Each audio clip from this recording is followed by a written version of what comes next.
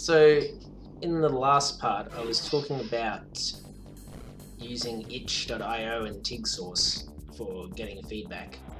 I decided I should have a go at Reddit. I didn't have a Reddit account. I didn't have any idea how it worked, and at first it did not seem very intuitive at all as to how you made posts or joined communities or navigated the site. But after I got the hang of it and interacted with some people on there, I asked for some more feedback on Roopit and Boopit. People on Reddit, they're more blunt than people on itch.io, probably because not all of them would necessarily be creators themselves that might think you're going to help them back if they help you. But it was good because it made me realize how bad the graphics were. Like, you're probably thinking like they're not super great now either, but like they were worse then, trust me.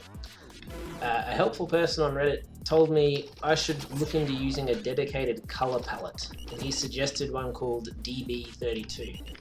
And I knew absolutely nothing about color palettes, and as it turned out I was pretty all over the place with the colors that I chose, like a lot of high contrast, yeah, very saturated. So I had a go at changing the colors, and the first thing I tried, tried the DB32 color palette. I tried starting with Roopit and Boopit themselves, the sprites.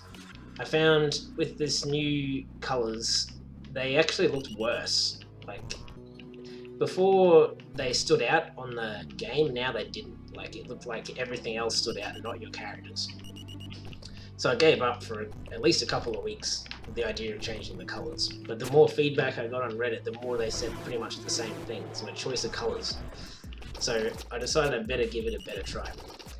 The next time I tried to change the colours, instead of starting with the characters, I started with the background and the things in the level, rather than the characters, which made a massive difference. So the characters stood out more rather than less now, and the game in general was a lot easier on the eyes.